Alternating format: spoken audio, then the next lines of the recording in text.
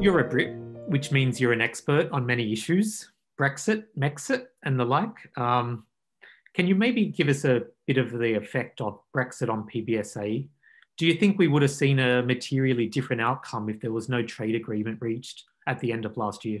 Well, Brexit is my second favourite subject after Harry and Meghan, of course. But in truth, Brexit was never really too big a concern for us.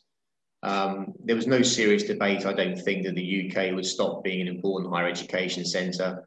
And if that was the case, then obviously we could continue to secure occupancy, and occupancy is key to what we do. I guess the one minor concern we had was that EU students would disappear from the UK, which is still a reality. But they only make up about 5% of the population. The effect, therefore, was to be minimal, and any loss in EU students realistically would be made up very quickly from other international students, and in particular, I would say China. But, you know, we were happy to see the trade agreement passed at the end of 2020, not because we had concerns about returns again, but we knew that the perception of the UK would be affected as far as investors were concerned, and that would not be good for us. That we can't get through the webinar without is a mention of COVID. I guess in broad terms, maybe you can just highlight the impact on the sector. And given the title of our seminar today is Path Out of Disruption, do you think there is a clear path out of disruption with COVID? But clearly in March 2020, this was a concern for us because we had to assess still where the risk was coming from and then obviously deal with those risks. In a few minutes, very quickly, I suppose, from the QIP point of view, and very much in terms of what first one is occupancy, probably the main subject I think that we tend to find. Our stabilised building had approximately 90% occupancy. That's academic year 1920 and 2021. So it was slightly below where we would like it to be, but not by much.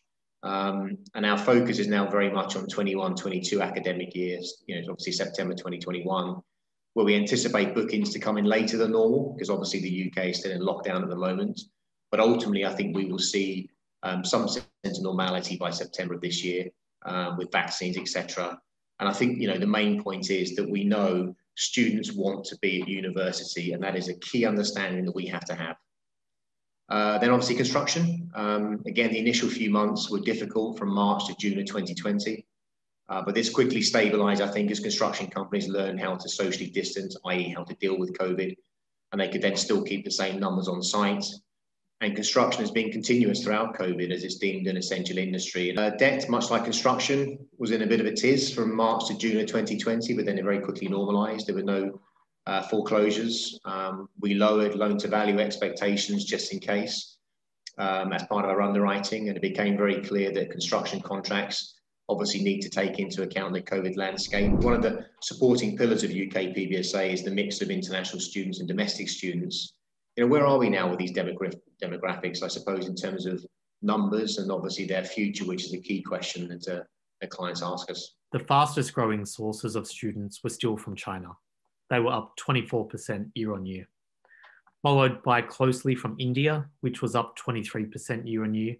And then I think not surprisingly, Hong Kong up 14% year on year.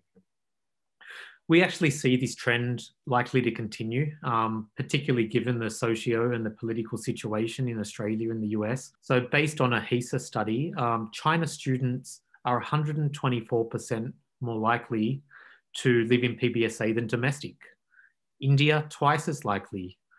So I think if you look at this in the context that China and India students currently account for 8% of full-time students in the UK, but this is at the same time 16% of those living in PBSA. So as we continue to see the inflows of these China students, India students, Hong Kong students, we're expecting to see the demand keep on increasing for PBSA, quality PBSA accommodation.